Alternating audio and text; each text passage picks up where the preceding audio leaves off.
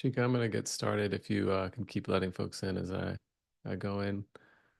Uh, Welcome, everyone. Welcome to Marxism 101. You can all give a little wave to each other. Know that it's virtual, but it's good to be in space together with all of you. My name is Thomas Murray Dawson. I'm the director at Center for Political Education. And you can refer to me as Thomas or he, him, or they, or anything said respectfully. Along with my comrade Chica, who will introduce herself in a minute. I'm one of your instructors for this course. For these Zoom sessions that we do, when you can, we just ask that you turn your cameras on so we and your classmates can greet you and interact with you and get to know you, especially in these first classes as we settle in. Of course, we expect folks to get off of Zoom now and again and, do what you need to be comfortable as you're in study with us. But we do encourage you to be on camera as much as you can so we can, see each other's faces and get used to each other a little bit. And again, I offered for people to put in the chat where you're joining us from. So if you're just joining, just drop your name and where you're joining from, and we'd appreciate that. We're going to get to know each other a little bit more over the next 6 weeks. And what I will share with you about myself today is that before I joined CPE, I was trained as a movement lawyer and worked for 15 years in the US to dismantle the prison industrial complex, focusing a lot on the policing system and the school to prison pipeline. Happy to talk about that work with anyone who's interested at some point. Like many of you, I wasn't formally trained as a Marxist, and I'm not a Marxist scholar from the academy, but through my work in movements, which, at some point involved having to help shape strategy with organizations and with organizing campaigns, I began to seek out revolutionary political theory and revolutionary traditions to ground my work. And that inevitably brought me to Marx. And I've been with CPE since 2021. I joined in the middle of the pandemic, and I have been a political educator facilitating this class for the last 4 years. I grew up in New York City. I live now in the so-called East Bay on a lonely land, as many of you also are located. And the land of my Tamil ancestors, a place called Jaffna in so-called Sri Lanka, was colonized by the Portuguese and the Dutch and the British. And that violent colonial history is something that I think Marxist political theory has actually helped me wrestle with in a much better fashion than before. So what's CPE? Well, Center for Political Education is a resource for political organizations on the left that was started by community activists and organizers in 1998, their assessment at the time was that in analyzing left movements in the US and in the Bay Area, they saw a need, and that need was that organizers didn't have time or space or the tools to assess political, economic, and social conditions that were impacting their work and their campaigns because they were constantly on the move. Maybe that sounds familiar to you. So they formed CPE to fill that gap. And so we provide and have been providing political education programs that are meant to ground participants, largely organizers and rank and file members of organizations, and also organizational leadership in political history and theory to help us collectively sharpen our political analysis and strategy so we can win here and now. And our perspective is that you can't build a winning strategy if you don't have a material, clear, and shared assessment of your conditions with your comrades. And so Marxism 101, this 6-week class, which was formerly 8 weeks, and Chico will talk a little bit about the format a little bit later on and the goals. It's the bedrock of CP's political education program, and hopefully a starting point for developing the tools of analysis that we think are essential for effective organizing. Um, I've been thinking a lot this year since October about land acknowledgements, and it's something we do, I'm sure a lot of us do in our spaces, and we should be doing and continue doing. And our comrade Karina Gould, who's at the Segurate Land Trust here in the Bay Area, she speaks often about the need to go beyond land acknowledgements. And I'm sure at this point, many of you have had that discussion with your friends and comrades as well. And it's never been more poignant than this year, in which we've seen one of the key projects of land theft and ongoing Western imperialism in Israel on a genocidal march through Palestine. And so we know that a lot of us Chika and I have been teaching now three cohorts in which this Gaza genocide it has been initiated and then has carried through over the last several months and almost a year. Um, and it's true that many of, if not most of us, live on stolen land, whether that's land that was stolen from your ancestors, if your ancestors came after others that settled here, or if you came after others that settled here. And I know that many of you may have thought about this idea of going beyond land acknowledgement to engaging in real solidarity, especially if you've been involved in Palestine solidarity work, for example, or indigenous solidarity work for that matter. So I think that genuine solidarity in this instance, it can't be achieved asymmetrically. And what I mean by that is that we can't, from our position in the imperial core, look at indigenous people or Palestinians from that vantage point where we are as some sort of magical group of people who used to live with the land in some sort of primal or idyllic way that we're in the process of helping them restore. There's a part of that narrative that might be true, and is true. Indigenous communities are often exemplify social and cultural practices that are sustainable and in better relationship with the living world. Um, and we must be engaged in projects to restore indigenous stewardship of the land. In Palestine, for example, we've seen Palestinians testify to that relationship through their cultivation and care for olive groves and their subsistence on its fruit, while the Zionist settler armies testify to their imperial nature to the land and their relationship to the land when they don't hesitate to engage in genocide and ecocide. But the point of solidarity is to connect struggle to struggle, and that requires us to understand how all of us are separated from the land, from our labor on the land, and are in struggle with forces that want to maintain that separation. And so that's a lot, coincidentally, about what Marxism and the study of Marxism is about, and what we are hoping we can explain together, and what Marxism seeks to explain.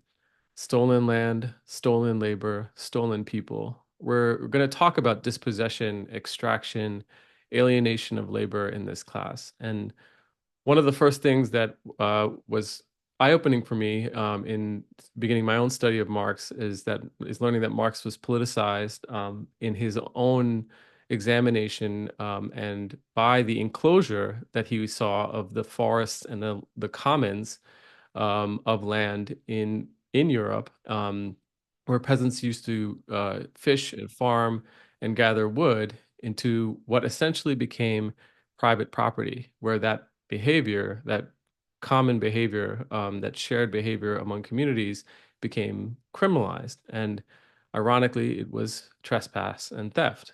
And I say ironically because that's actually how capitalism and capitalist imperialism operates: invasion and extraction. And so, in that respect, Cheek and I hope that this class is coming to you at the right time to help you ground your analysis in one of the prevailing struggles across our movements. Palestinian liberation is emblematic of a global and historical struggle against imperialism, from Congo to Sudan to Gaza to Haiti.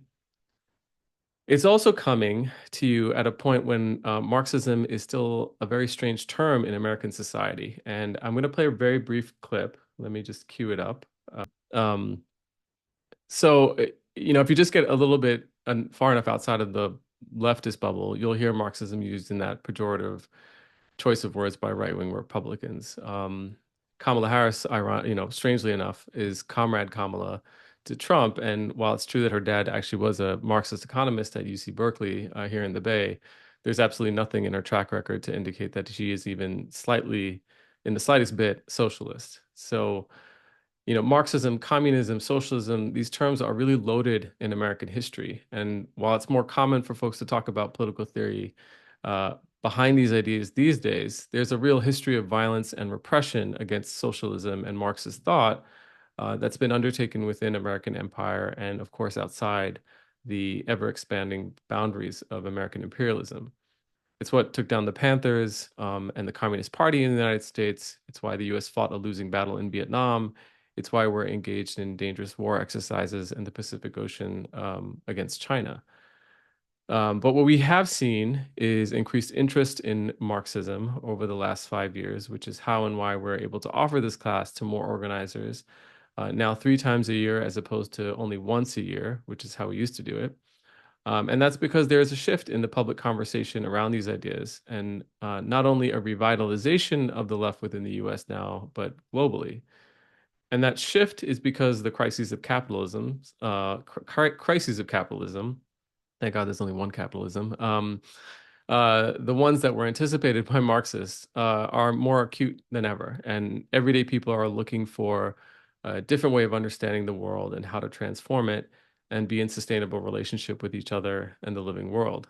And so, in addition to what I said before, Chica and I are also really excited for this class to ground you in the history and analytical tools of Marxism so they can be put into practice today. And that practice includes freedom fighters in Palestine, Africa, Asia, and all over the globe, including in the core of imperialism, the United States.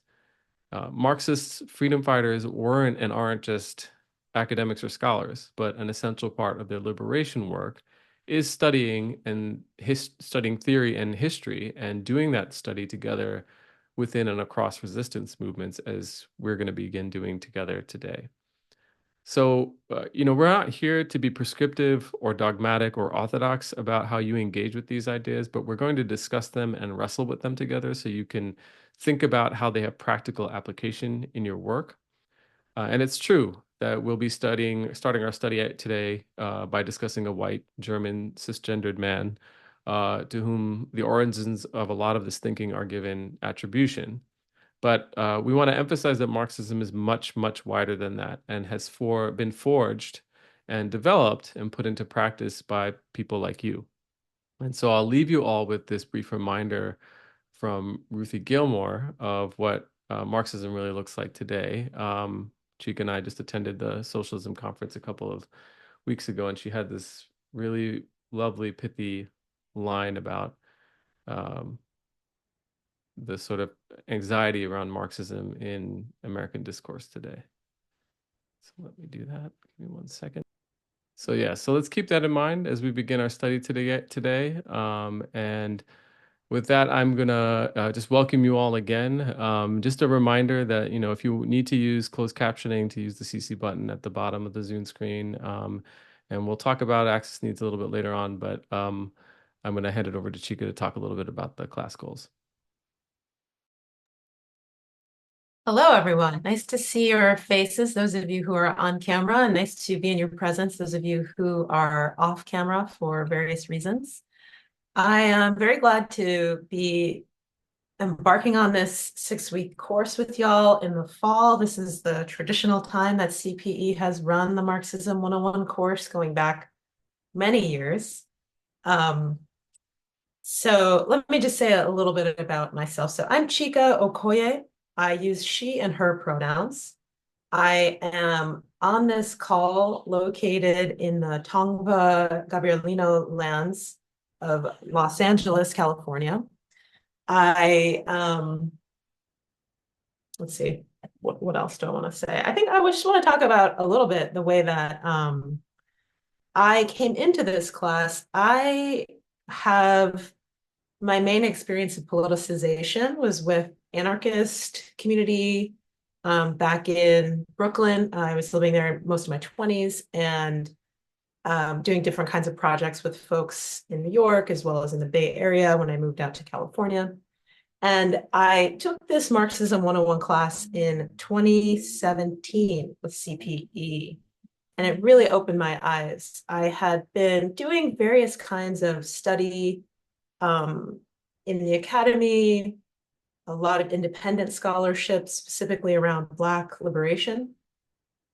And so I had read a lot of Marxist thinkers, Marxist influenced scholars on liberation movements, people like Angela Davis, people like Ruth Wilson Gilmore. And it was so amazing to actually begin to study the foundation, the theory, the original writings through this course. So I'm excited for y'all to get that kind of experience too. And we work really hard on this course. We think it's a great course and we hope you'll stick with it despite whatever challenges may arise. I'm going to briefly share my screen and just allow y'all to see how we've been thinking about the goals for this course. It's very short, just three goals.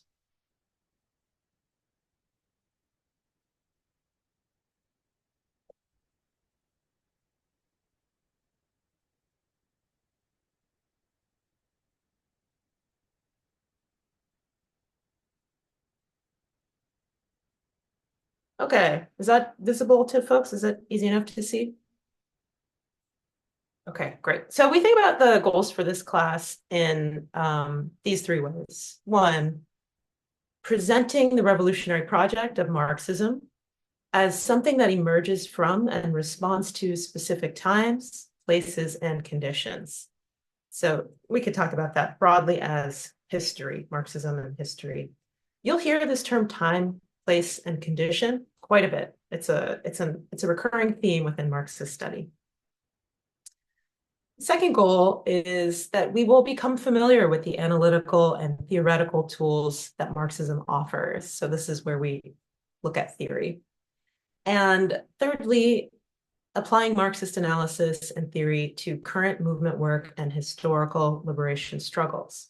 So we can talk about that as application.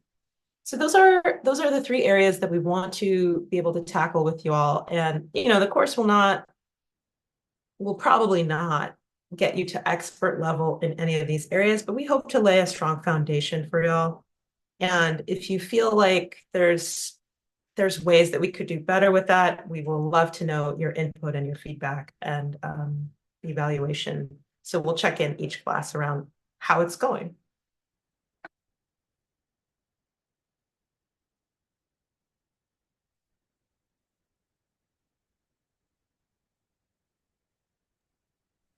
Okay, I'm going to turn it back to Thomas for class expectations.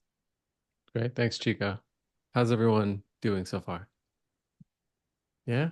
Okay, great. Yeah, you're with us on a Saturday. I really, really appreciate that. That's real dedication. So let's talk a little bit about what it means to be part of this class. And this is the thing we do with every group. So let me start by sharing my screen again.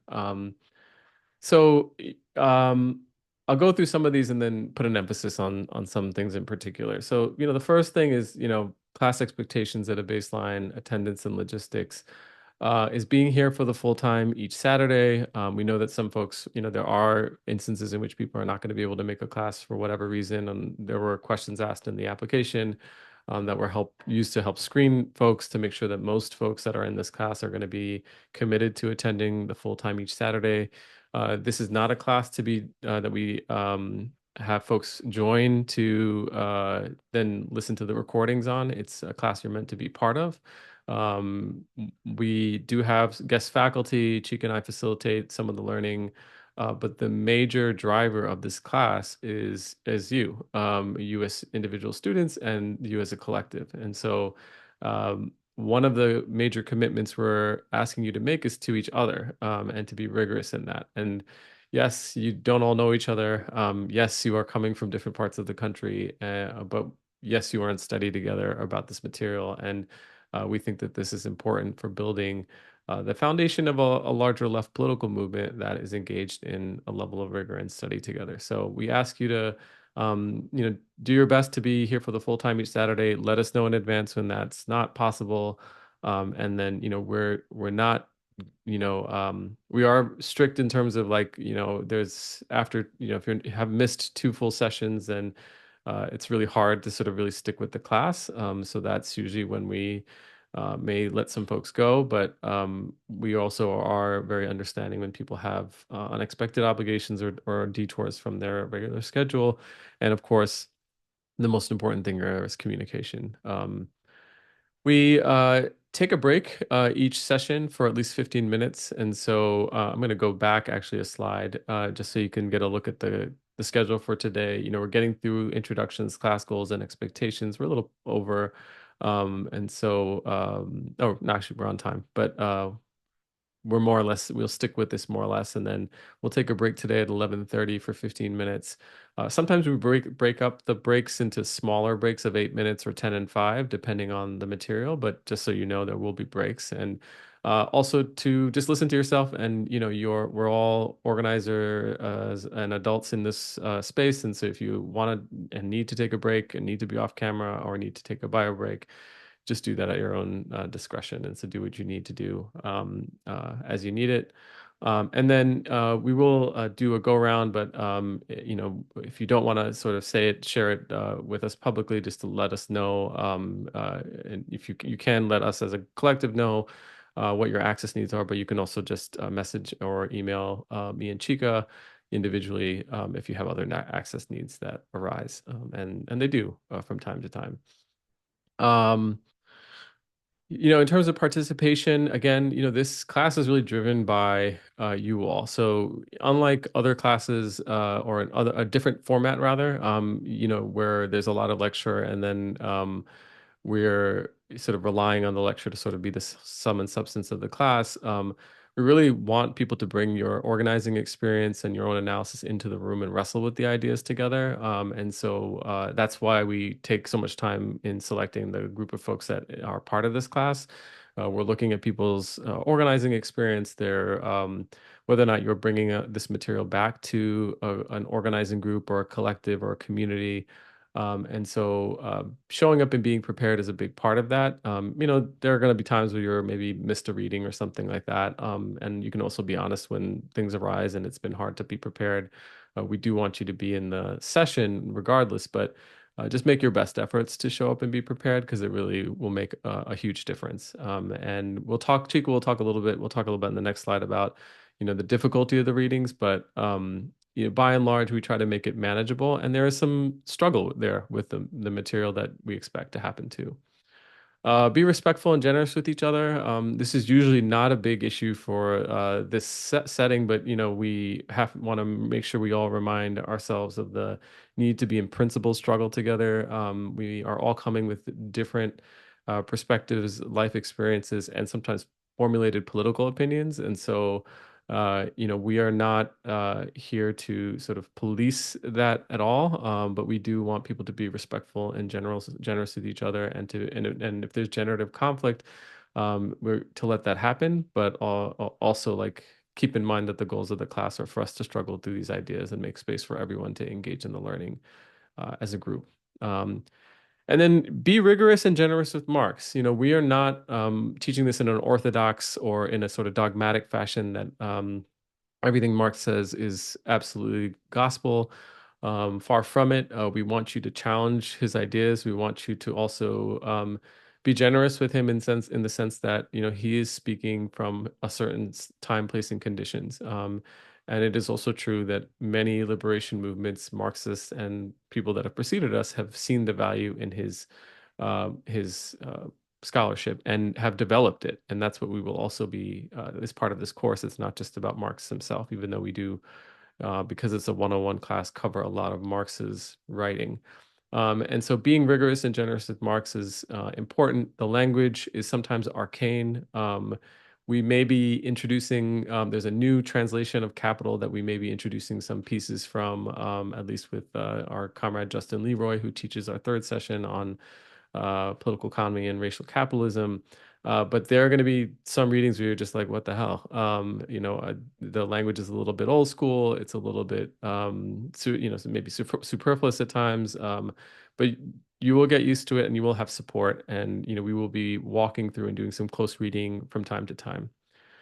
Recordings are going to be available afterwards for presentations only. We try to edit out parts where we think that there may be some discomfort where folks having the discussion be part of it. So we tend to lean on that. But sometimes if the discussion is really about asking questions that help generate more of the teaching material, we will include that. But and if there's anything that is on a recording that you are just like, oh, please don't include that, you can always contact me directly and we can edit that. But we'll try to make those available a couple days after class, like on a Sunday, so you can take a look and comrades can take a look later on.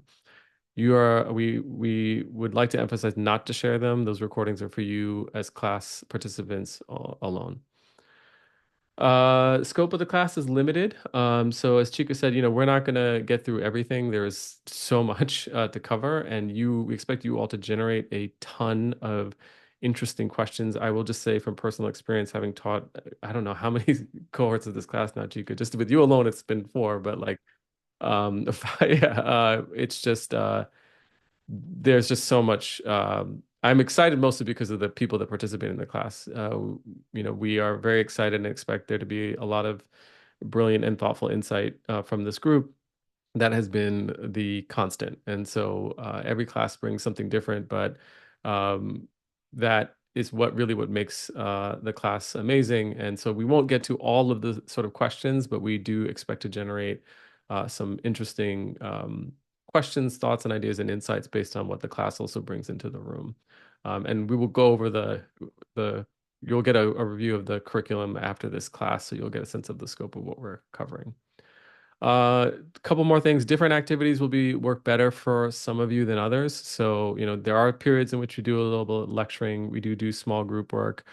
We do a large group discussion. Chika and I have been in both academic and non-academic settings, organizing settings, and so we're pretty well versed in knowing that not everything works for everyone. And I'm sure many of you know that as organizers too, when you're doing PE or you're organizing community meetings, that it doesn't all work. And so knowing that some things might work better for others, we ask that the group collectively try to be adaptable and work together and get in there where you can. And, we will do our best to sort of like also encourage folks that maybe are not participating to be part of the conversation. We also know that there are times in which that participation might be difficult or you're still struggling through some of the ideas. But we are also not looking for performance in public conversation. We're looking for people to struggle through questions, and that includes like, I don't get that, or I don't understand that, or can you repeat that? And then last is that we have extra help for you if you're struggling. So ever since the beginning of this year, Chica has instituted office hours, and so you can email us directly, either Chica or me, and text Chica if you need extra help during office hours. And Chica, remind me when office hours will be. I'm going to hold open office hours on Tuesdays from this is Pacific time from 3:30 to 5 p.m. But if that's not a time that works for you, just get in touch and we can arrange something that'll work for both of us so we can have a kind of a brief meeting, like maybe 20 minutes, 30 minutes tops. Great. I'm going to pause there for a minute. Any questions on any of those expectations so far? It's not the last time you get to ask those questions, but just thus far. Okay. All right. So let's find out who's in the room. Let's do a go around. Chica's got a attendance sheet of sorts, just to kind of a class roster to help us get through this, and we'll be calling on folks. But the basic parameters are this. We got a big group, so we don't have all the time in the world to do this. We don't want to spend the whole day just doing introductions. So we've done this ourselves many times. About 30 seconds or less, if you could share your name and pronouns, if you have pronouns that you use, your organization and your work. So, you could say, my name is Sochi, and I use she, they. I'm a housing organizer with the Rent is Too Damn High Coalition in Oakland. And then the location, which is like I'm currently located in unoccupied Ohlone land in the East Bay of California. And that might be different than where you work. So that's why we have those separately. And then if you feel comfortable, again, you can do this separately with us individually, but sharing any access needs we need to know about for the day. And if you don't have access needs, you don't need to share or say that I don't have access needs. We'll make that assumption. Okay. So Chica, I will hand it over to you. And I will try to drop this in the chat so everybody can see this as we go around. Cool. I just put it in the chat so Okay. that if you want to stop sharing screen, it'll be easier for us to see each other. And everybody, I'm going to call on people in alphabetical order based on what's here on the Zoom participant screen. So if you want to look and see when your name is going to come up, it's there. You can just click on participants. And let's start with Amanda. Oh, let me say this. Let me give you two notes about this activity. We want to keep it relatively short, but it's so wonderful for us to hear you pronounce your names and say something about, what you're doing. So, give it what you've got for that, but just keep it brief. And as far as access needs, we expect many of you are going to have your access needs already met. If that's the case for you, no need to say that, just so that we can keep it moving and just keep the time flowing. Okay. If you do have an access need, that's something we should know about, such as like flashing lights on screen are going to be a problem for me, please say that. Or as Thomas mentioned, you can directly message or email myself or Thomas. Okay, I hope that's clear. And if you start to drag on too long, don't be offended, but I will cut you off. Okay, Amanda, can you start us off, please? Yes. Can you hear me okay? Sorry, I'm in kind of a It's loud a area. it's a little muffled, but yeah, A if you little speak muffled? out, we can Okay. hear you. Yeah. Yeah. Okay. I'll try being closer. Hi everyone. It's really nice to meet you all. My name is Amanda Yuan. I'm currently living in Rocky Park, Pennsylvania, Massachusetts, Wampanoag, people in Boston, Mass. And currently working in Boston Chinatown. I'm kind of forgetting already. You got it. Yeah. Unless Okay, there's an sweet. access need. Yeah. You've No, done I it. think I'm good. Okay. But Thanks, I'm Amanda. just nervous also, but thanks for being Thanks here for and thank sharing you. that. Going first is tough. Thank you. Yeah, Let's okay. let's pass it to Andrew. My name is Andrew Bitar. I'm located in Los Angeles or Los Angeles County. It's not really LA. But my organization is SJP, Students for Justice in Palestine. And I just don't have a webcam. That's the only reason why my camera's not on. So Thank you, Andrew. Next up, we have Anum. And I'm sorry if I'm mispronouncing names. You'll You're correct me, good. please. Yeah.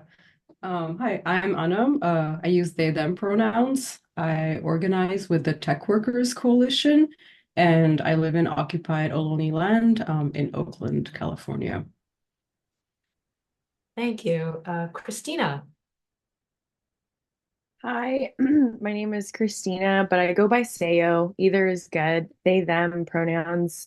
They, she, of course. And I'm coming from Chicago, which are the Council of Three Fires. So the Ojibwe, Odawa, and Potawatomi nations. And yeah, I'm an artist working on the south side of Chicago. Thank you. Natasha.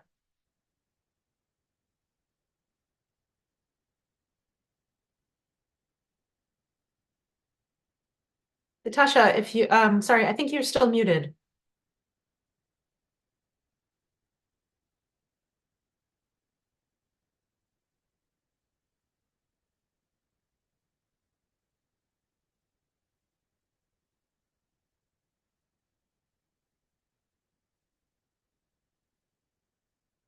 Actually, you're off mute now, but still can't hear you.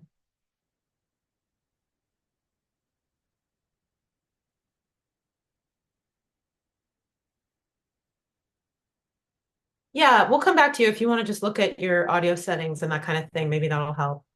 Okay, so next up we'll have Diana or Diana. Hi, good morning. My name is Diana. I use she, they pronouns, and I was a labor organizing intern with Trabajadores Unidos Workers United in San Francisco, California. And I am calling from Los Angeles. And sorry, I have my camera off today. I'm fighting a cold, so but I'm actively listening in the background. Okay, thank you, Diana. Edwin. Hi everyone, my name is Edwin Ortega Beltran. I go by he, him, and I am currently working at a county office here in Yolo County, California. I do work with youth, particularly working around ethnic studies curriculum development. So I'm working on that here in Yolo County. I live in Woodland, north of Sacramento, and I believe that's it on my end. Thank you all. Thanks, Edwin. Let's have Ella next. Hi, I'm Emma. He, her pronouns. I'm calling from Brooklyn, New York, occupied Lenape land, and I'm an attorney at the Bronx Defenders in housing and employment law, and I organize with UAW 2325, the Association of Legal Aid Attorneys, and Labor for Palestine. Excellent. All right. And Emily. Hi everyone, my name is Emily. Pronouns are they and she. I am a community organizer at the California Nurses Association based out of Oakland, but I live in occupied Ohlone land in San Francisco. Nice to meet everyone. Thanks. Can we go back to Tasha? I saw you had a thumbs up. Does that mean your sound thing? Yes, I'm ready now. Can you guys hear me? Okay, so I'm Natasha Chapman, she, her pronouns. I am in Grand Rapids, Michigan, and we have a coalition here, the Community Owned Safety Coalition, that focuses on education, mental health, housing, economic development, and I have no access needs. Thank you. Oh, and I was also at that socialism conference. That's what made me spark this Marxism class, though. Oh, wow. Fantastic. Okay, let's go to Fanny next. Hi, this is Fanny. She or hers. Sorry, I have my camera off because I'm dealing with a nosebleed as per usual. But I'm currently tuning in from Memphis, occupied Chickasaw Nation land. And I'm also currently one of the organizers in the Bluff City Mass Block mutual aid project dedicated to getting people COVID care and COVID PPE at no cost to themselves. So yes, hello.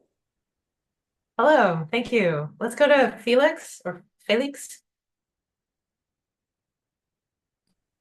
Hi, my name is Felix Garcia. I'm in New York City and San Juan, Puerto Rico. I'm a seasonal employee. I'm a mariner, and I have no special needs to need to be addressed, and happy to be with you guys.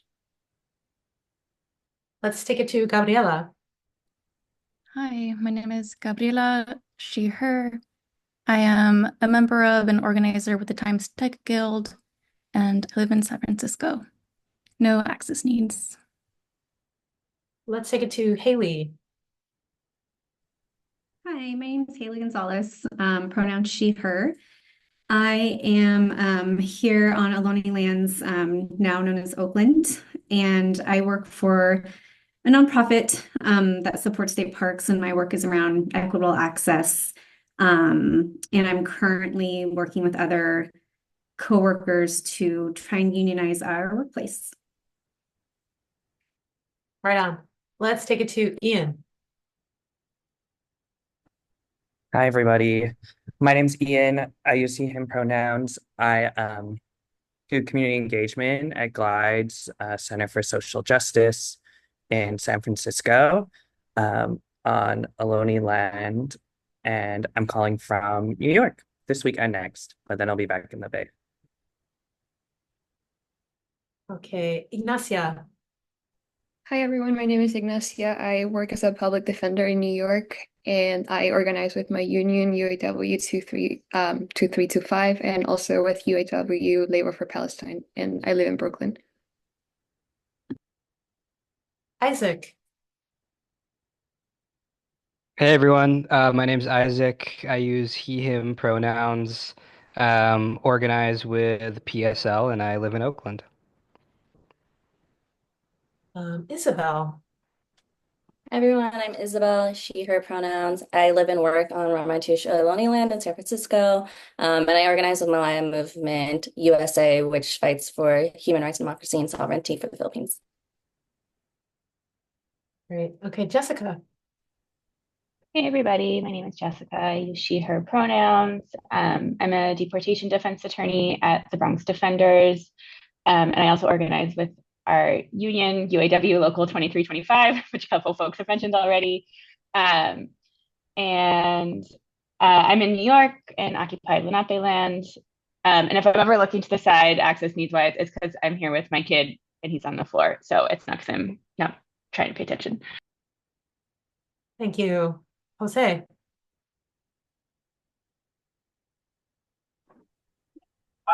I use he, him pronouns. I've done education work with the Sixth Saturday School out in Hartford, Connecticut. That's where I'm based, Hartford.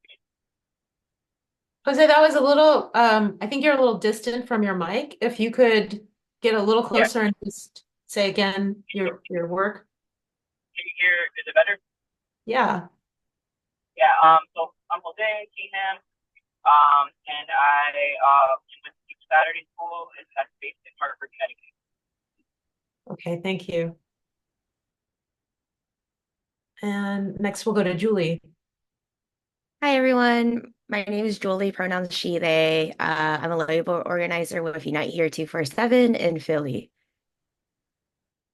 Nice and short. Thanks, Julie. Katie. Hi everyone, I'm Katie. I use any pronouns. I volunteer with Xincheng Project. Xincheng Project is a Chinese diasporic organization that puts out youth progressive views on political issues. I do the monthly newsletter. I am calling from Brooklyn, New York. Thanks, Katie. Let's take it to Khalees. Hello, I'm Khalees Allen, calling from Atlanta, Georgia. And I work with a nonprofit called Black Sustainability. I graduated with a BA in public policy last year in Durham, North Carolina. And yeah, I'm interested in shifting our economic systems to center human well-being through sustainable social infrastructure. Love that. Thank you. Lauren. Hey y'all, Lauren Frey, she, her. I'm in occupied Saponi and Occoneechee lands in the Raleigh-Durham area of North Carolina, and I organize with Jewish Voice for Peace. Mar. Hi everyone, can you hear me? Got That's it. cool. Okay.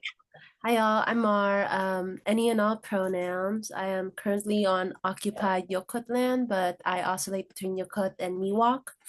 I am a community organizer, and yeah, I'm a community organizer. I do a book club with the political education arm and the direct action arm, and helping start an unlearning school, basically. Happy to be here. Nice. We're happy you're here. Let's take it to Nancy. Nancy, she, they. I organize with Gabriela Excelsior in San Francisco, and also with Poderes Bicis del Pueblo as an action team member. And I am in San Francisco. Thank you, Nancy. Naomi.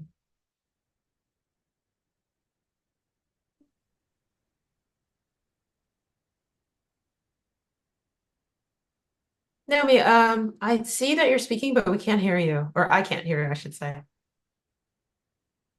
Okay, let's give you a moment, and sometimes if you have the earbuds, you might just want to put them back in the box and. Okay, we're good now, I think. Okay, yeah, there you go. Sorry. Yeah, so my name's Naomi. I use she, her pronouns. I'm on occupied Lenape land in Brooklyn. Oh, we just lost you. Sound was great for a moment. And now it's totally blank. I can't hear a thing. Naomi, can you hear me? Okay, Naomi, we couldn't hear all of that. We'll come back to you at the end. Okay? Let's take it to Natalie or Natalie. Hi, everyone. I'm Natalie Bautista. My pronouns are she, her. I work with the California Domestic Workers Coalition as a digital and social media organizer. I live in occupied Yamava land in so-called San Bernardino, and I have no access needs at this time. Thank you, Natalie. Noah. Hey y'all, I'm Noah. I am on occupied Dakota and Anishinaabe land here in Minneapolis. And I organize with the Twin Cities Coalition for Justice. We are a chapter of the National Alliance Against Racist and Political Repression.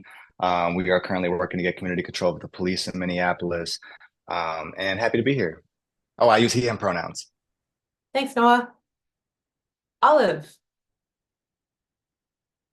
Hello, my name's Olive. I use they, them pronouns. I'm a grad student and artist at UC Berkeley on Ohlone land in the East Bay of California.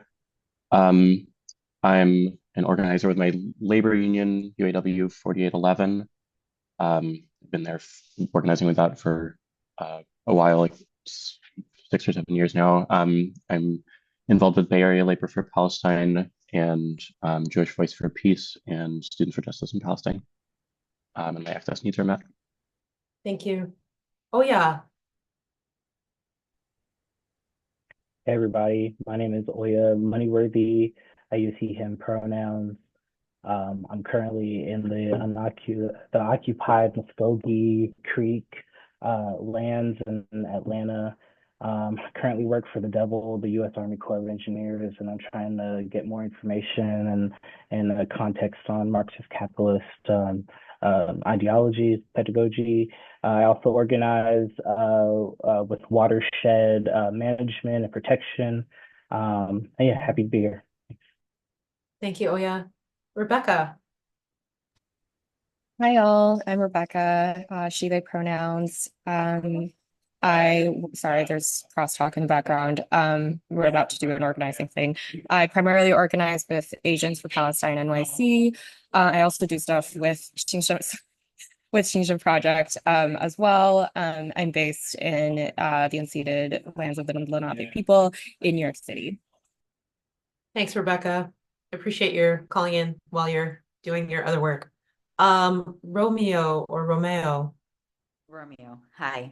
Hi, everyone. I'm Romeo. I use he, him pronouns. I'm a researcher at the University College Dublin, where I'm part of the Trans Research Association of Ireland.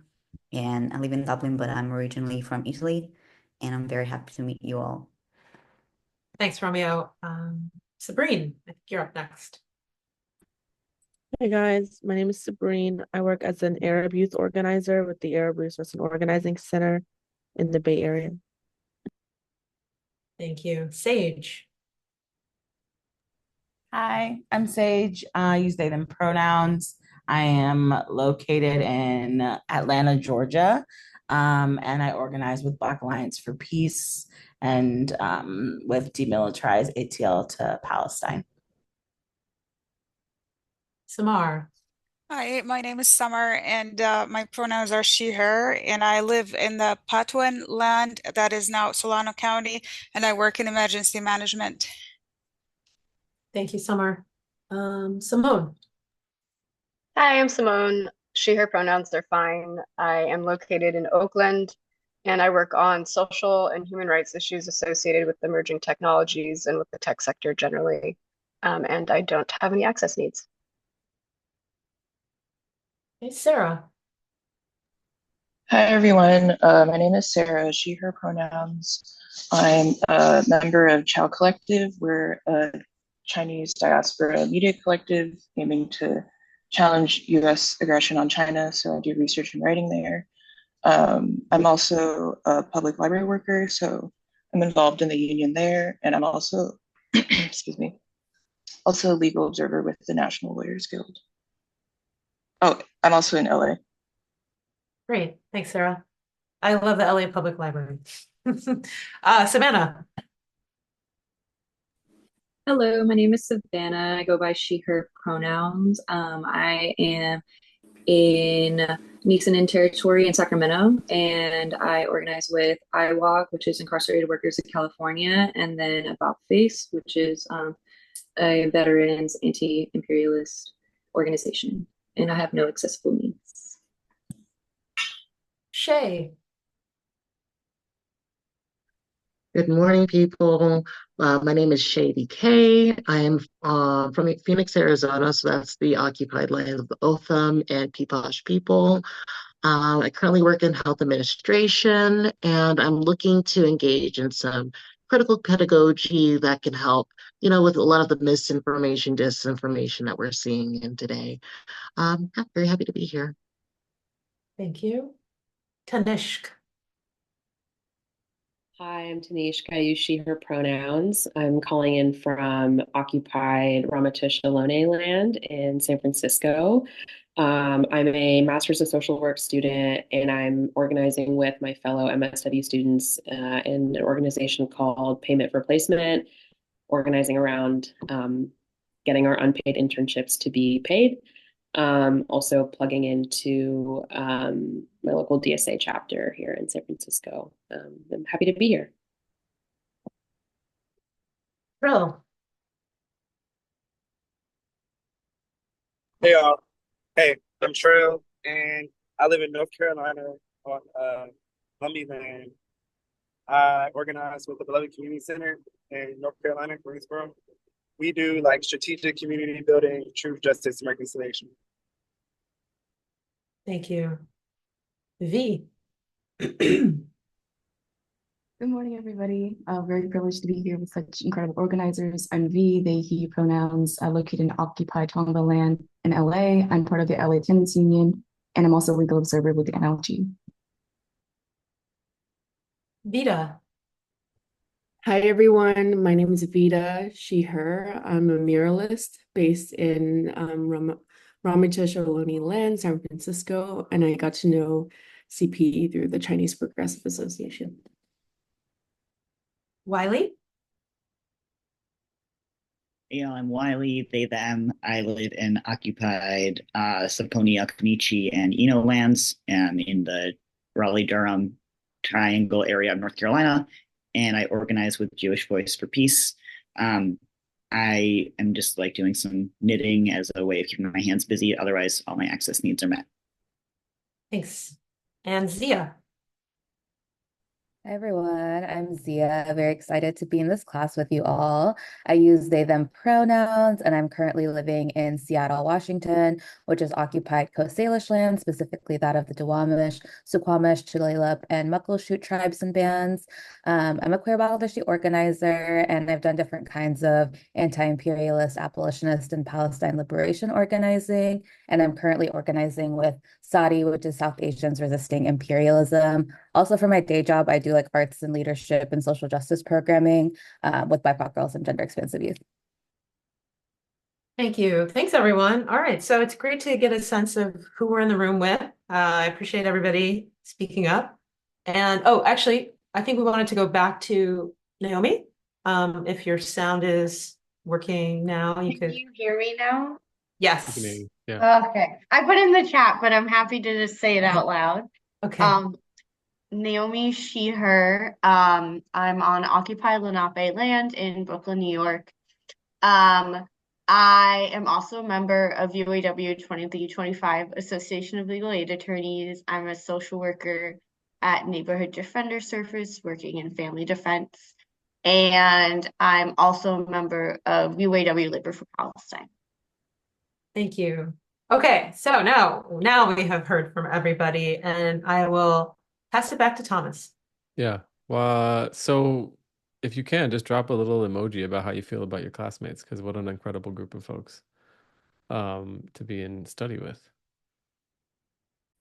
And I'm going to share my screen. So we're going to do start to do a little bit of our examination of Marx. And to do that, we're going to do a little bit of a small group exercise.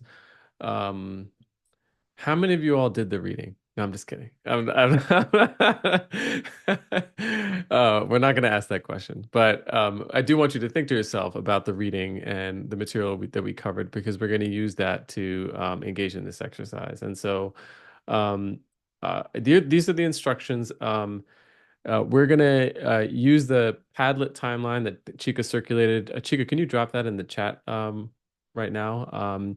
And your assigned readings, and we're going to ask you to respond to a set of ideas about Marxism, and I'm going to drop in the chat the actual prompt not the prompt, the exercise, so that you can do it. And what I'm going to do is divide you into groups, several groups for about 4 or 5 people per group.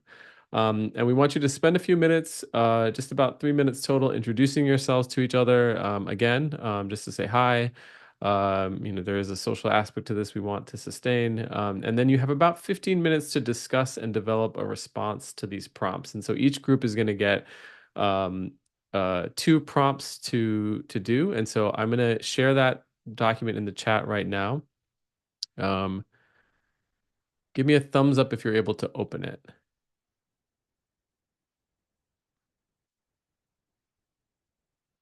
Okay, looks like folks can do that. And then once you look at these prompts, right, you'll see which room you're in, room 1, room 2, room 3, room 4, room 5, and so on and so forth. You'll respond to the prompts associated with your room, and then as a group, what you'll do is basically discuss using the timeline and the readings, whether or not these are true and how you respond to these assertions about Marx and Marxism. And it's open book, so if you need to open the readings again or look through the timeline, feel free to do that. It's just an exercise in sort of collective activity and in starting to wrestle with these primary assertions about Marx. Does that make sense? I'm going to stop sharing for a minute just so I can kind of see everyone again. Give me a thumbs up if that generally makes sense. And the instructions are in that document. Okay. Okay, so I'm going to open the rooms. Again, spend just a couple of minutes, so not 2 minutes each, like 2 to 3 minutes total, just doing a go round, and then get into it with your room assignments, particular contentions. Okay.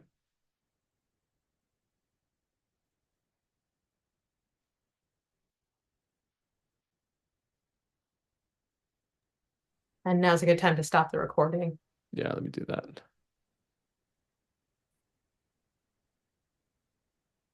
Great. So the way that I read twice is that the first time through, I go ahead and I make underlines or highlights of what parts of the text I think are important, either because the author is making some of their key points and really expressing the reason for writing, or because this is stuff that just interests me and what I'm trying to get out of the text. So, you have to make your own reading and figure out what's important to you, but you can make those highlights. And then the second time you go through, you can just read those highlights, what you've identified is already important. So that's one way to think about it. My second note is that I think it's important to be in a dialogue with each author so that you're listening, so to speak, to the text as you read, but you're also speaking back to the text. And I do this by taking notes in the margins, and I'll often write down, oh, this makes me think of something I read in Fanon, The Wretched of the Earth, or something that I read here or there, or something that someone said to me, just so that I'm kind of keeping my mind awake. This is one reason it's so helpful if you're able to print out these documents. If not, you can download them to one of the native apps on your computer or your phone so that you can at least make highlights. I think that's very helpful. And then the third and final note that I want to make is just please do not write everything down while we're in class. Like, don't take such copious notes that you're not present in the class. A lot of times people feel afraid they're going to miss something. Just accept you're going to miss things. We are all going to miss things, but we have to just select what we think is important. And the best way to do that is to be present, listening, see what sparks your curiosity, your attention. Those are the places you want to write down notes.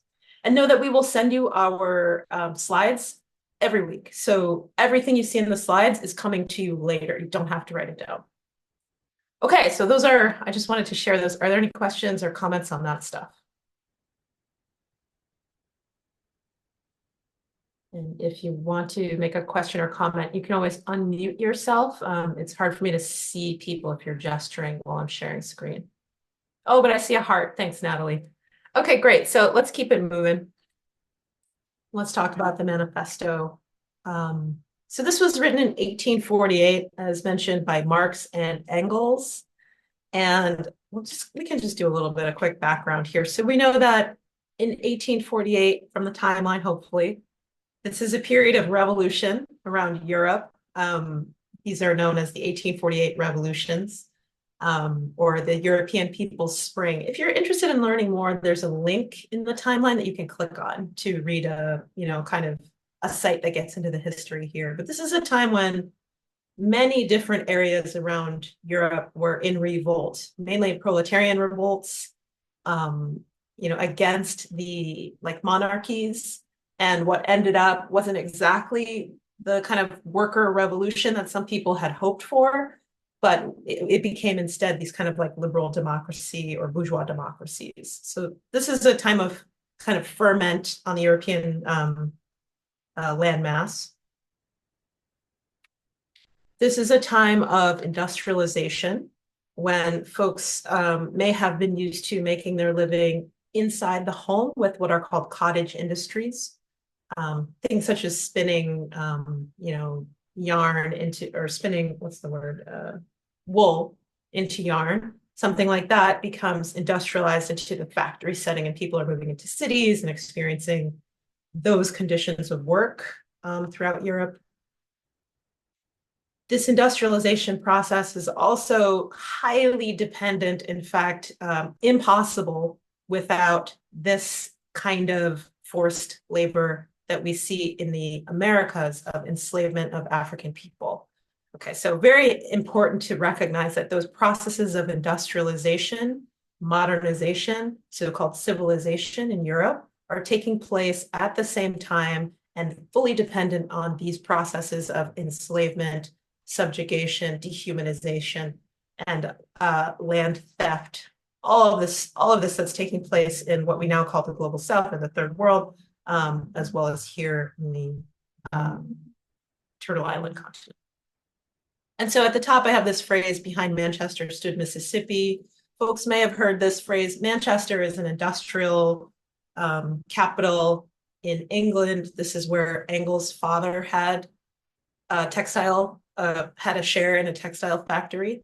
But it was just a place where lots and lots of industry was taking off in this 19th century period. And Marx's scholar pointed out that, Mississippi is what enabled that kind of industrial so-called progress. Okay, and then also, Thomas alluded to the idea of enclosure. This is where what land that had been held publicly for the common good, often called the commons, became, slowly through various legal processes, private property. And it's not just that the land became privatized, it's that the ancestral traditions of everyday people became criminalized. So this painting is from roughly the same period, and it depicts women, village women who are going through the field after it's been harvested, threshed, and picking up the leftover wheat that the machines didn't get. This is the kind of thing that was, sort of common practice. This is fine for commoners to go and do this kind of stuff. But in this period, these sorts of things became illegal. So in Marx's particular area of Prussia, I think which we now call Germany, although I'm always a little confused about where Prussia actually is. He was near the Black Forest in Germany, and there were all these ancient forests, all these ancient stands of trees that people used to go and be able to take the wood for burning in their fires and for creating, their houses and all this kind of stuff. But over Marx's lifetime, this kind of activity became criminalized. Marx's father, being a lawyer, was actually defending some of these folks who were taken to court by, the Prussian monarchy for so-called stealing this wood that was their ancestral right to do. And so this is part of the process of becoming radicalized, is seeing the way that those in power, the few, are cracking down on those without power, the many. So just an important note about what's going on in Marx's life. What are some of the things that helped him become a radical and decide to analyze the situation that he and many others were experiencing? Okay, so we know that Marx and Engels write this manifesto in 1848. Marx is about 30, Engels is in his late 20s. And, they put together this massive document. It's not that long, but it does cover so much material. And we want to kind of think about it in an overview sense at first here. So if we think about the manifesto as telling a certain kind of story, who do you think is the protagonist of that story? Who might be construed as the hero? And on the other hand, who's the villain or the antagonist? And, every story, as we're taught in our sort of creative writing classes, has to have a conflict. So what's the conflict? Let me just throw these questions out to you all, and you can put something in the chat, or you can unmute yourself and just speak out. Who do you think is the protagonist of the manifesto, if we think about it as a story?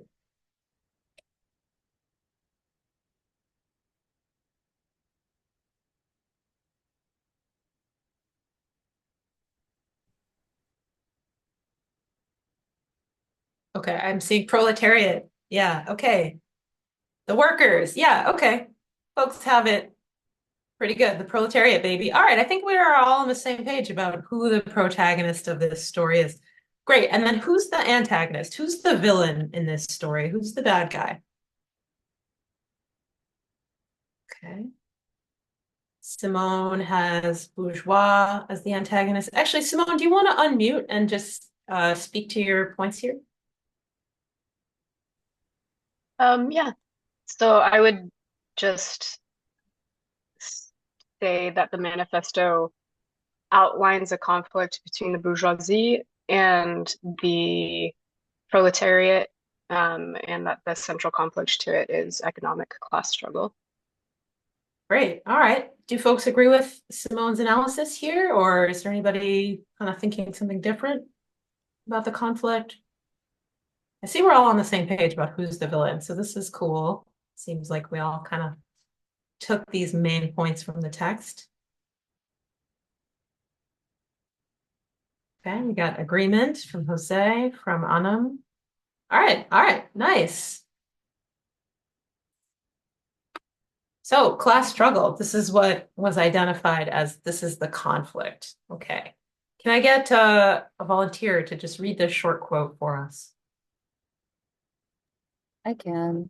The history of all hitherto existent society is the history of class struggles. Thanks, Sia. And would you hazard a guess or a thought as to what that might mean? I know like a little bit about dialectical materialism, so my understanding is that like history is made through the struggle of the people, and that constant struggle, yeah, creates the societies we see. Great. That was a fantastic answer. Very pithy. Very well said. Yeah, so this does speak to the way that class struggle is this kind of like constant, I think you used the word constant struggle or constant battle between the classes, right? And that history is made through that struggle. So this is a pretty famous quote from the beginning of the manifesto. I wanted to throw it in there. Folks have probably heard it or are familiar with it. Let's talk a little more about class struggle. So can you identify certain ways that you've seen class struggle show up in this current moment, right? We have a definition. You all probably saw it in your keywords document that I put at the bottom of the slide here.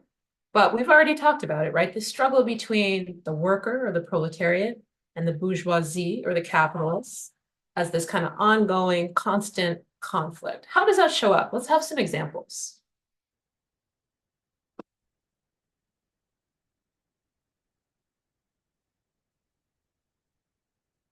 Okay, Naomi says resurgence of labor unions and strikes. Great. Naomi, would you mind saying a little bit more about how that is a manifestation of class struggle? Sure. So I think of labor unions and then the tactics of strikes as like the epitome to me of like, I don't know, fighting against the bourgeoisie and the oppressors in our world and all the things fighting against liberation. And I see like the beauty of union and labor power is people coming together for that class struggle. Great. Thank you. Excellent example. I see a hand up from Shay DK. Do you want to have a comment or a question, Shay? Yes. I found two ways that this comes up for me personally. First way is how there will be things that are coined amongst, I would say working class people like wokeness or, immigration that are subverted by people in power who have the means of media. And they will completely bastardize and turn that into something it's not to fuel the misinformation, disinformation campaign that's currently going on. Another thing that I'm noticing is just within our working spaces is how under the guise of corporate leadership, there will be something that will passed down that will completely destabilize working groups. So we can call it, like the destabilizing of unions or the destabilization of solidarity within working groups, but it often stokes a culture that is like highly competitive and almost like survivalist. Like I have to stay focused and be in this hyperactive moment of like anxiety. Otherwise, I could just be in a place of justice, like destitute, or like on the like I could be radically my bills will be affected, or I will have to like just distance myself from my coworkers because I can't get too invested in their well-being while I'm in this position. Great. Okay. Yeah. Thank you, Shay. Yeah. So I'm hearing from what your comment has offered, and I'm seeing from the chat, folks are able to highlight this class struggle has two dimensions, right? So from Naomi, we had that first example of labor unions and the workers asserting power, making demands on the bosses. And then, Shay is speaking about the ways that the bosses and, with the help of media outlets and so on, are able to impose a kind of culture around work, around scarcity, around competition. So we see that class struggle is something that goes both ways. The workers can assert their demands, the bosses can create conditions, such as we have from Oya's comment, placement of factories and polluting entities into proletarian communities. We have, we have so many great examples from folks in the chat. I think we're really understanding class struggle's pervasive and constant nature throughout the society. So thank you, everyone. I feel like you're very well on top of this and understanding where we're trying to go with this. Okay, so just part of the way that I read, as you may have gathered from my slides about studying, is really highlighting specific quotes from the text that I think are important. So the majority of this slide presentation is going to be quotes from the manifesto. It's kind of like a method of close reading to get this meaning. And I'm maybe not going to focus on all of them so that we can have time to discuss and for questions and so on. But it was already brought up the way class struggle drives historical change. And here's a quote speaking to that. Okay, so, the first major section of the manifesto is this, it's called Bourgeois and Proletarians, and we're going to just lay out some of the terms. So who's the bourgeoisie? I think folks are already onto it. The bourgeoisie are these bosses, these owners, the capitalists. In the manifesto, it names this class as modern capitalists, owners of the means of social production, and employers of wage labor. So I added my own gloss, which is in yellow here. Their power shapes all major institutions of society under capitalism, that is. So that's what the image is gesturing at. We see the media, the courts, construction, medicine, military, agriculture, all these different areas are shaped by the power of the bourgeoisie. The manifesto names the bourgeoisie as a revolutionary class. This might be surprising to some folks because we're used to thinking about revolution as a good thing. And it may or may not be. What's meant is that these are the folks who overturn the existing order. So we see kind of like feudal monarchs in chains here in the cartoon. And the idea is that it's the bourgeoisie, that's the class who actually overturned their power, took over their station, and started to run things instead of them. So that's what's meant by the bourgeoisie playing a most revolutionary part historically. Is this kind of like the concept of the boss being the best organizer? I'm not sure if I've heard that concept. Maybe, I don't know. Thomas, do you have a thought? I don't think I've heard that either, but maybe if we have time, Naomi, you can maybe shed some light on what you mean. Yeah, well, let's come back to it if possible. I have just so much material to cover. It's probably a little too much, but we'll see where we get. Okay, so we already talked about the bourgeoisie being a revolutionary class. And, this is just really my style. I just find quote after quote. I just love this text. It's just so full of insight. And so we could spend tons of time going through what's meant by this paragraph. Where's the really meaningful sentence? And, what I did was I just picked this quote, which I think is so interesting. It gives us insight into Marx's particular literary style. He loves to give these kinds of like evocative phrases. He's using metaphor about, things becoming antiquated before they can ossify, meaning, turn into bone. It says, all that is solid melts into air, all that is holy is profaned. This is his idea of like what the bourgeoisie has created in society, right?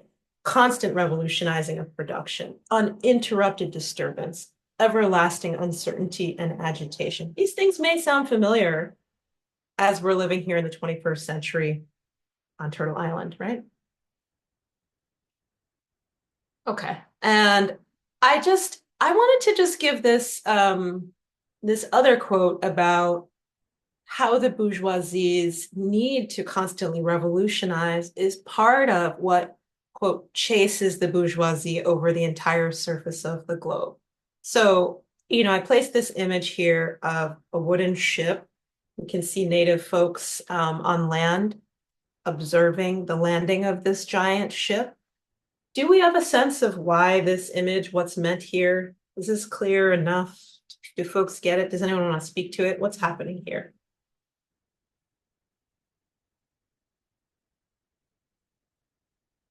And, a question may be too obvious. I don't know. Someone tell me. Let me know. I think it just speaks to the need of like capital to constantly like expand itself, and then that produces a lot of the violence of like constantly settling, constantly expanding. Like you always need new raw materials, new things to extract to continue like the fodder of production. Yeah, constantly settling on other people's lands, right? Yeah. And Ella has the word colonialism. Yeah. And Fanny is evoking the Middle Passage. Absolutely. These are both components of this process of constant expansion being chased over the entire surface of the globe in order to increase profits. So here is a quote. I think it's probably worth us actually reading. Could I take a volunteer to share with us this quote about colonialism as the impetus for the bourgeoisie's rise? Okay, I saw a hand up. Seo, if you would, please. The discovery of America, the rounding of the Cape, opened up fresh ground for the rising bourgeoisie.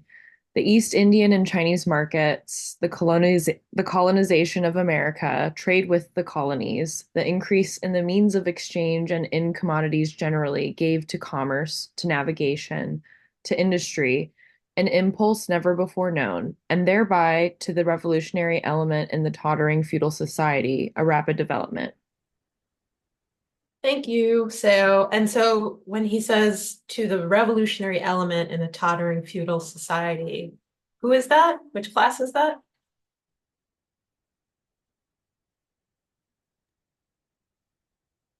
Oh, sorry, maybe I'm confusing which. Yeah, just give it a shot. We'll work it out together if it's not clear. The revolutionary element in the tottering feudal society would be like the bourgeoisie. Yeah, that's it. Yeah, it is the bourgeoisie. The bourgeoisie are the folks who are kind of going around and perpetrating this kind of colonization around the world, right? That this is part of how they got to have the power that they are able to wield, is through this discovery of new markets, of this exploitation of places around the world far from their homelands, trade with the colonies, increase in the means of exchange and commodities, navigational technology, this growth in industry. All of these are ways that the bourgeoisie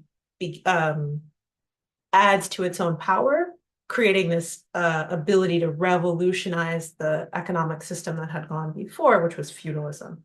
This is how we get capitalism. So part of the story that we're telling, that Marx and Engels are telling in this document, is how did we get here, right? What's the rise of capitalism? This is an important part in understanding how it came to be.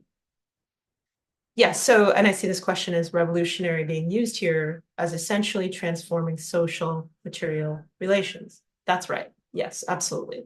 This kind of utter transformation from one form of society and economy into another, that's being termed a revolution here.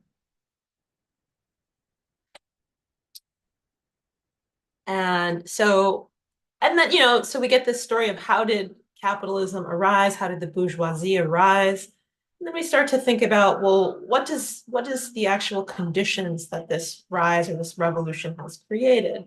So we get from the document, the manifesto, that crisis is an ongoing and eternal feature of bourgeois society, or what we could call capitalism. That capitalism creates crises it cannot resolve. There's always commercial crises that return periodically, and these crises are, quote, solved through the capturing of new markets and through the destruction of productive forces. So we don't need to get into all of the details about like specifically how these processes play out every time, every era. We just want to understand that these are recurring processes. Crisis comes back again and again. It's built into the nature of the society and the economic system that was built by the bourgeoisie. Okay, and so when we understand who the bourgeoisie are, then we turn to, well, who are the proletarians, or also called the proletariat? So we get this quote, I'll just read it for us. But not only has the bourgeoisie forged the weapons that bring death to itself, it has also called into existence the men who are to wield those weapons, the modern working class, the proletarians. So we can understand a couple of things from this quote. One, proletarians are the modern working class. And two, they've been called into existence by the bourgeoisie. So, somebody earlier referenced that the history of class struggle being the history of societies had something to do with dialectics. This statement too, this is part of it's an expression of the worldview that Marx is coming from, but it also has a kind of explanatory value. They're telling this story, this history of how we got to this capitalist society. And part of the idea here is that the bourgeoisie, once it had all of this power, was able to create a certain kind of condition that forced people to become a working class, a wage employees. Yeah, that, like we saw earlier about the privatization and enclosure of the commons, people who may have had their own means of subsistence in the past had to go and work in the cities, had to go and labor for these capitalists. So that's what's meant by being called forth by the bourgeoisie, the employers or the bosses. So we know already the proletarians are the modern wage laborers. And in the text, we get a lot of this imagery about them being sort of factory workers, but who are the proletarians of our day? Like you could, if you're a factory worker, if you're a warehouse worker, certainly you're a proletarian. What are some other kinds of work that we could classify as being modern wage laborers who, having no means of production of their own, are reduced to selling their labor power in order to live? Great, and I see it in the chat already, service workers. I think that's an important one to highlight since we live in a service economy. Service work, sex work, gig work, all of these are wage labor. These are all places where folks don't own what would create their own means of life. And so they have to sell their own labor to get those means. Yeah, essential workers, great. So we're understanding it's a very broad class of people, right? Unless you own the means of production, in other words, capital, then if you have to sell your labor for a wage to pay for your life, you're a proletariat. Okay. So stop me if that isn't clear, or if you have a question about a particular type of work and you're not sure where it goes. Chica, I'm wondering if folks would identify themselves as proletarians? Yeah, that's a good question. Yeah, what do y'all think?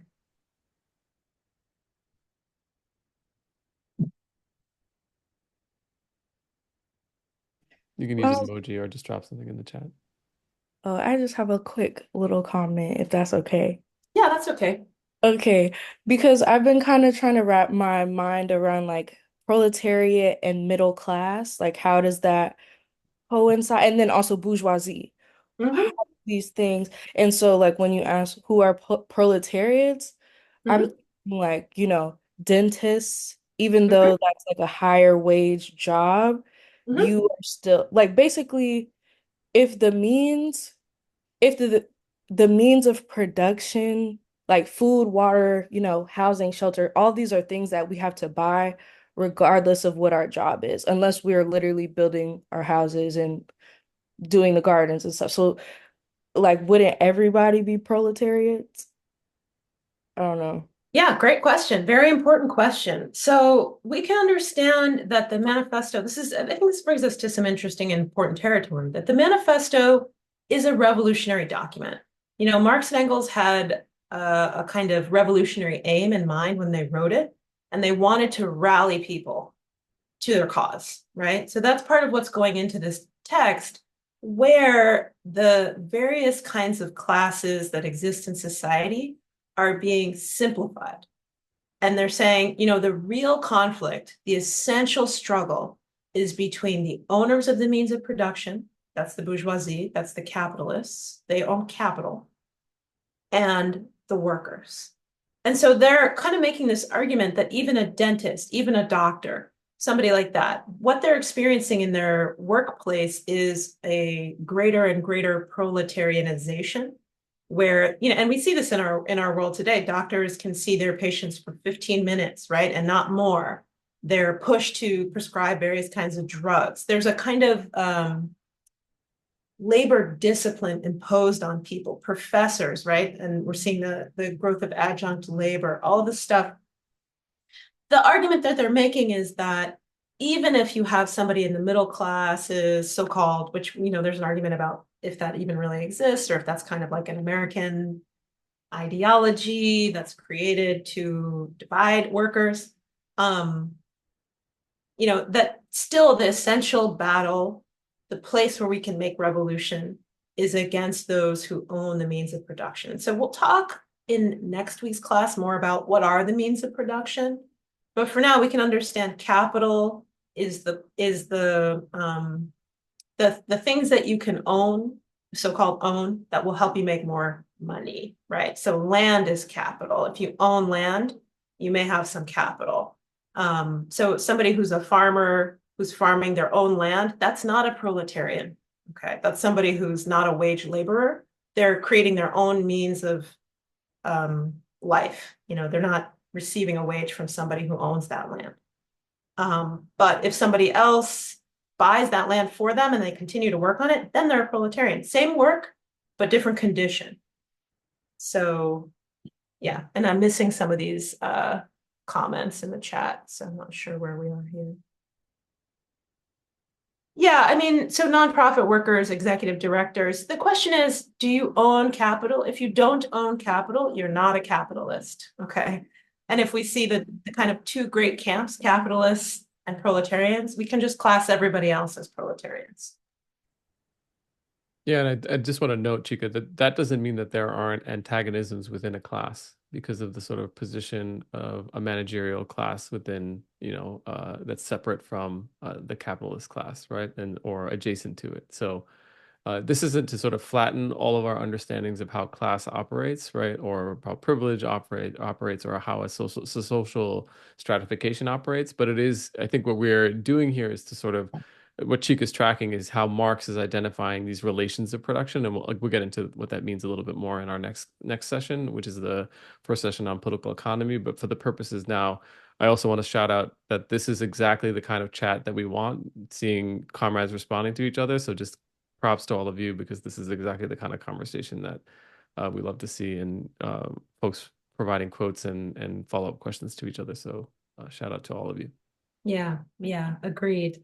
And I see, Shay, you have a hand raised, but if it's okay with you, I'm gonna just push it off until closer to the end, just because we have more material to get through and I want to make sure we can cover the major points of the manifesto. I will just speak to Ella's comment in the chat about understanding who's the bourgeoisie based on how they act or what kind of work they do. This is not how we want to understand these two classes. It isn't really about the nature of your work. It isn't really about your the way you move in society. It's about your relationship to production. So if you own the things that other people use to produce, you're a capitalist, you're the bourgeoisie. If you don't own those things that other people use to produce, then you're a worker. And for our purposes, when we look at the manifesto, you're part of the proletariat. Now, it's true there may be other classes and gradations, petty bourgeoisie, etc. But for this argument, for this story that the manifesto is telling, none of that really matters very much. So if these continue to be pressing questions and concerns, we can get into it in later classes. But for now, let's just keep our minds on those two great camps, the hero of the story and the villain of the story. Okay, so I'm not going to go into this just because it's not quite as important as some of the other stuff we want to talk about. But, you know, just for the purpose of the story, they're painting a picture of like what are the working conditions like for the working class, for the proletariat. And you can view that later when we send you the slides.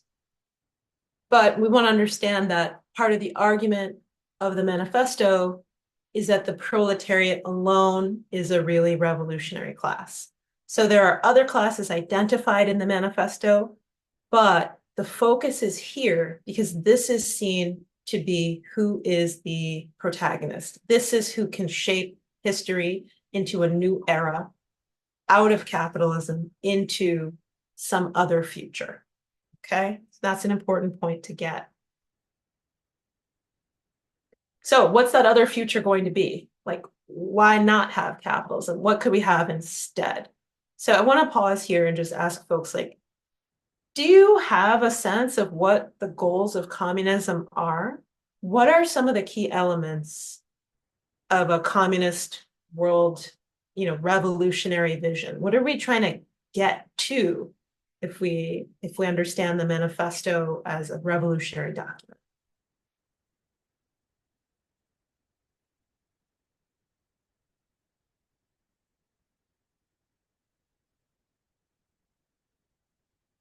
Okay, I see abolish private property, communal ownership,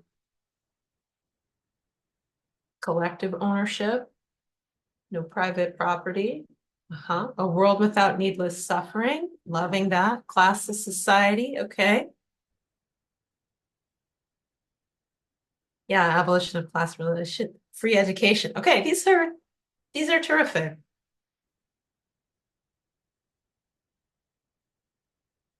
And then somebody's saying they don't know where the state fits into all of that. Yeah, that's a complicated question. We'll get to that later in the course. To live in harmony with each other and nature without exploiting others in the environment. There's an idea of enough and not seeking to make numbers bigger than last year's profits. Destabilizing profit as king. Okay, these are wonderful ideas. Thanks for sharing, everybody, what we're seeing as our sort of communist vision. Like, what's the Marxist vision and what's the world that we want, or where are we trying to get to away from this current system?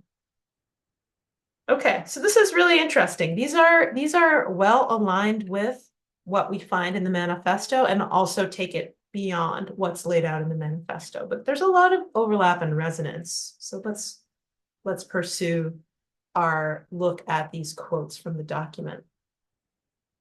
So we have this quote that says, in this sense, the theory of the communists may be summed up in the single sentence, abolition of private property. And that's from page 22. Another quote from page 27 says, in place of the old bourgeois society, with its classes and class antagonisms, we shall have an association in which the free development of each is the condition for the free development of all. Okay, so these are interesting quotes. Personally, I felt like very provoked by the idea that the theory of communists may be summed up in a single sentence, and that sentence is just abolition of private property. It made me think, like, really? Is that it? And this is just an important thing to understand, that we're reading a kind of polemical document, and Marx is kind of getting people stirred up.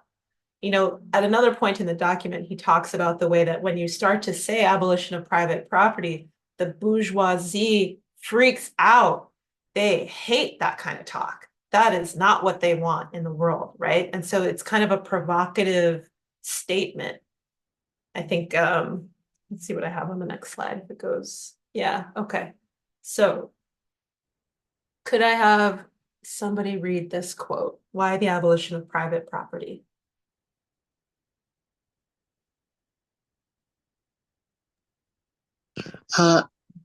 Sorry. The distinguishing feature of communism is not the abolition of property generally, but the abolition of bourgeois property. But the modern bourgeois private property is the final and most complete expression of the system of producing and appropriating products that is based on class antagonisms, on the exploitation of the many by the few. Yeah, thank you. Yeah, so we get a little bit farther into what is meant by the abolition of private property, being able to sum up the communist vision. In that, if we unpack private property and we really understand what's meant, is bourgeois private property. And who's the bourgeoisie? Those are the folks who own the means of production privately. Then we understand that the private ownership of the means of life, what the rest of us need to survive, actually is an expression of class struggle, of exploitation, of a few people ruling over the majority of people. And all of this needs to be abolished and swept away. So that's what's being kind of like gestured to in that little short sentence about abolition of private property. There is actually a social reality of how people relate to each other, of how they relate to the production of what sustains our lives, and these questions of exploitation and how we use the land and all these different things. This all kind of emerges if we explore what's meant by bourgeois private property. Okay, so I like to emphasize to folks that if we eliminate bourgeois private property, it doesn't mean that we have to eliminate all private property. So the clothes on your back, the books on your shelf, the toothbrush in your bathroom, those are things that I think will continue to exist even in a communist society. Okay, so folks maybe noticed that the manifesto contains within it a 10-point program. So this 10-point program, this is actually largely the contribution of Engels to this document, whereas Marx wrote quite a bit of the rest. Engels was the one who was supposed to write it, and he started here and then really needed help, and Marx took it over. So, we're talking about abolition of property and land, abolition of rights of inheritance. We're talking about improvement of the soils and the ways that this could all be planned rather than just kind of happenstance based on how people buy whatever it is they buy. Free education for all children. There's a whole program here, a social program that's being advocated for in 1848. Interesting to think about how much progress has been made or not made on these kinds of demands. Okay, so just to add a few more points about what's being said about communism through this document, that there's this vision, right? There's the 10-point plan, there's the idea of an abolition of bourgeois property. How would one get there? We're understanding from Marx that the proletarian movement is the self-conscious, independent movement of the immense majority in the interest of the immense majority, right? Whereas bourgeois society or capitalist society is the movement of the majority in the interest of the tiny minority. Remember in Occupy, the slogan was, "We are the 99%." This is sort of what that's getting at, that there is a small collection of people who are running everything for their own benefit, not for the benefit of the rest of us. And this is what needs to be overturned. So communism is a mass movement. It's about getting together the majority of the people to meet their own needs. Communism implies a violent revolution, right? That, sorry, I just have a really sensitive mouse, so I keep going between these slides really quickly, but just, yeah, I think we can talk more about this at another point, but just to understand like what's being outlined in the document, what's the viewpoint from 1848 of these thinkers, these revolutionary thinkers, is that revolution is a violent, bloody process. They are not saying that it's going to happen through some other means. Okay. And through that violent, bloody process, what will be instated is what's called the dictatorship of the proletariat. You'll have a definition for this in your keywords, and we'll come back to this concept. But we just want you to understand that this is the idea that the working class, the proletariat, becomes the rulers. So again, that idea of the majority rather than the minority. All right, and so the manifesto is written as a call to arms, right? We have, I think this is the last quote I'll have for you all. So could I get somebody, maybe somebody who has not yet spoken today, to volunteer to read this one for us? Sure. The communists disdain to conceal their views and aims. They openly declare that their ends can be attained only by the forcible overthrow of all existing social conditions. Let the ruling classes tremble at a communistic revolution. Proletarians have nothing to lose but their chains. They have a world to win. Working men of all countries unite. Thank you, Olive. Okay, so I think probably folks have been familiar with this quote, right? We've heard this or versions of this before. Nothing to lose but their chains. Sound familiar? Yeah. Yeah. And then this, we end on this note of workers of the world unite is one way of translating it. It's from the German. So, it's not just about men. It's workers, working men, working women, working whoever. Yeah, and Asada, right? Asada took this quote and used it in her own writing. I think, okay. I think I want to ask folks what they think about this as a call to action, as a call to arms. Does this make sense? Do we feel like we understand how it's going to happen? Who's going to be involved? I can just quickly sum up what we've gone over, and then we'll come back to that question. So we know who we're up against. The villain is the bourgeoisie. These are the owning class. They control most of our social institutions. What are we fighting for? We've talked about several of these ideas here, right? Like overturning the social order, upholding the interests of the majority, abolition of bourgeois private property, social wealth, free development of human beings. Are there things that are missing here that folks think should be added in?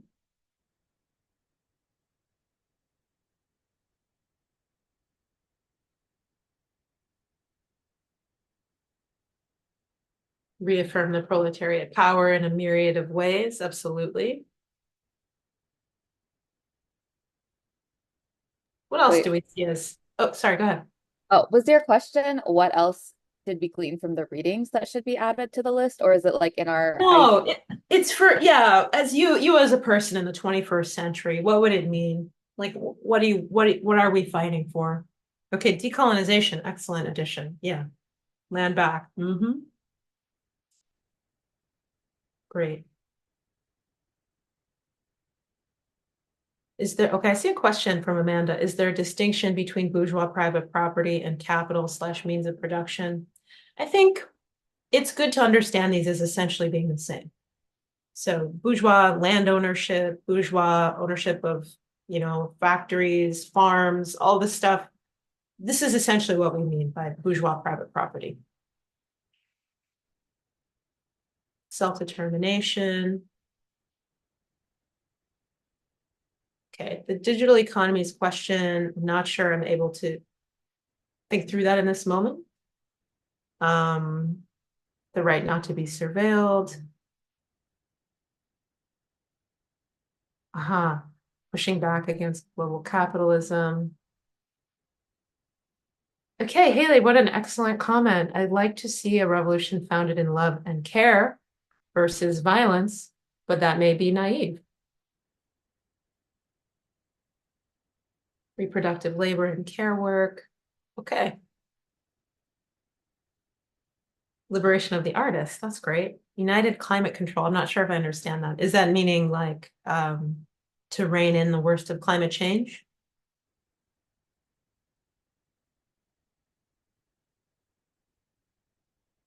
Yes. Okay, great. And somebody dropped that Che quote, beautiful quote about revolutionary love.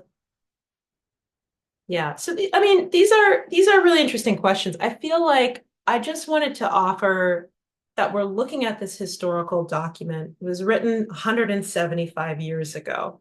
It laid a certain roadmap of communist movement, and we've had all this time, all these struggles to continue that forward march. And so at this point, we may have different ideas about what will form the basis of a revolution and a new society. And that's just as it should be, right? We're using the document as a foundational place to understand this movement, but we've got to take it farther, right? That's our work as revolutionaries. So, just to see that thinking here, I appreciate folks sharing where they're at and what they're thinking about. And I apologize that I can't respond to all of it, but I certainly will save the chat and look through all of your comments and give them some thought. Okay, so we have this idea that a revolution is what's going to bring about this new world. And the ideas given in the manifesto about revolution are that it's going to be a mass movement of workers from around the world in unity, that it's going to be the proletariat organized as the ruling class. And then, I'm left thinking, well, at this point, 2024, this group of organizers, all smart, attentive, interested, engaged folks, like, do we think this is going to get us there? Are there some other things we may need? Not that we need to have the answers, but let's ask the questions.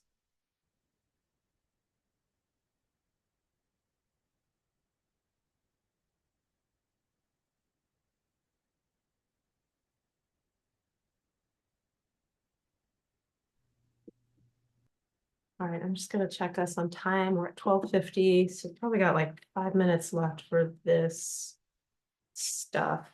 So if folks want to have more of a discussion at this point, we have a few minutes for comments, questions, reactions. There's some interesting stuff that's gotten laid down in the chat. And okay, we'll come back to Shay DK. And if you can keep it brief, I'd so appreciate that so we can hear for a couple more people. Absolutely. So I kind of want to get back into like the proletariat conversation. I was thinking when it comes to the proletariat cosplay as bourgeoisie, and I think this is more of like our hip hop rap artists of today, even our CEOs of the corporations, they're cosplaying as bourgeoisie, but they don't actually actively own what they're in charge of, what they're producing, what they're kind of working with. Well, some of them do. Jay-Z got to be a billionaire partly by having shares in major companies. He's like a major stakeholder in Oatly. Yeah. So that's bourgeois behavior. That's real. That's a real material relation to production. So, okay, but is there more to your question? Oh no, just kind of like And not everyone's a Jay-Z though. I mean, especially the new, Exactly. Yeah. so I'm just Yeah. like, and even Just thinking CEOs, about it. not all Yeah, CEOs are, I okay. hear you. I think I could just respond very briefly that in the United States in particular, there's a tremendous amount of like murkiness, misinformation, misunderstanding of these class relations. And there's a lot of reasons why that's been imposed on us and why we sort of see that playing out. And so some of this just speaks to that we have people kind of acting like they're capitalists, even though they don't materially own the means of production. But many people are aspiring to that level. And so they're putting on, this kind of show about where they're trying to get to. They're trying to become like a Jay-Z. Okay. What else? Other questions, comments, reactions, people are sitting with at this point. Go ahead, Sale. Like, I'm really interested in like Shay bringing up art, right? Like there is no real value system to determine what that does, but like there are like these big cultural implications of what it means to like have that status as an artist and the, what you do then with that power in and like where you're focusing on. So like it's cool to hear that Chica that like um they are determined to be capitalists, like there is this sort of means to an end for some of the work that some people do, which is to like gain capital and versus like, an activist, let's say, who may also have that same cultural power, but may have a value system that shifts from profits and more of a value system to like, yeah, that it's sort of making me think about that as like an artist myself. Like what if not if it's not capital per se, like what then could the value system be that's like still participating in like a positive way for the movement? Yeah, that is just a wonderful question to be asking. I really appreciate the introduction of this notion of value, which is something that I didn't really touch on, but is kind of underlying everything here. That in capitalist social and economic relations, value is determined based on this sort of profit motive. But if we have another kind of society, we can uphold other kinds of values. Someone was speaking to this idea of care and love. Those could be values. Freedom, right? We saw the free development of each is the condition, or I think I'm saying it incorrectly, but basically that freedom for every person is the condition for freedom for any person. So that as we strive through the world, maybe we want to make art, that we're making art in such a way that we're not taking away anyone's freedom. So we can't be striving to become a capitalist with our art, right? This is another kind of society. It's not just an economic system, but it's a social system where we determine what's valuable, right? So that's a great point and something we could all kind of sit with and think really deeply about.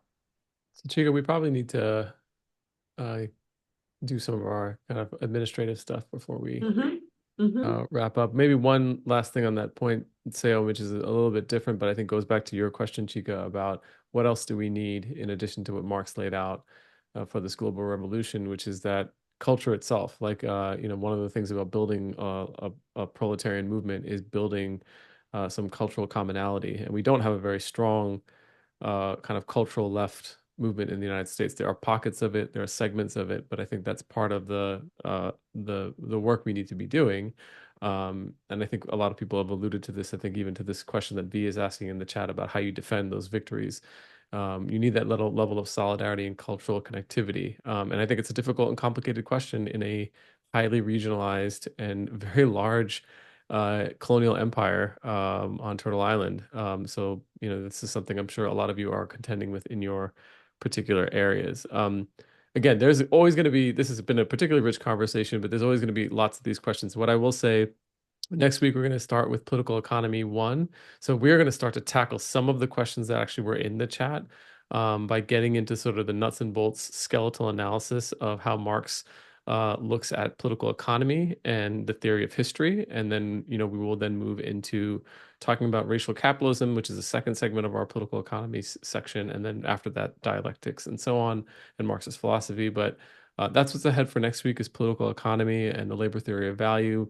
I'm gonna run a quick poll. We run these polls just to kind of get some feedback on how things are going. I'm gonna launch it right now, and as I'm doing that, I'm just gonna remind you all that we'll send a post-class email with the readings from today, and then Chica will have office hours starting this week, and you will also be receiving the full curriculum, including all the readings, so you can do those readings ahead of time. We'll still maybe have some room to add things now and again, but nothing too significant. And once in a while, we may take things away and substitute it with a different reading or a video or something else that we think is timely. So, Chica, did I miss anything else in terms of? No, that was great. I just want to emphasize, if you want to meet for office hours, you can email me, you can text me, you can direct message me during one of these meetings, but let's just make a time that works for you. I'm going to hold Tuesday afternoons open, but if you can't make it then, we can schedule together. Yeah. And again, real love the kind of engagement in the chat and the kind of engagement with each other. That's the way we want this class to run. There are some questions that we're not going to ask for one of two reasons, answer for one of two reasons. One, there might not be time, or two, because they're just good questions that we don't have the answers to, and we'd prefer to take this approach that we're answering these questions together. And as evidenced by the participation and the comments in the chat, you all are bringing quite a lot to the table. So let's keep that approach as we move through the next 5 weeks. Great. It looks like most folks have done it. We'll see you all next week. We're right on time. Thanks for being with us, and we hope to see you all next week, and let us know if anything comes up in the meantime. Peace, y'all. Peace. Thank you. Thank you.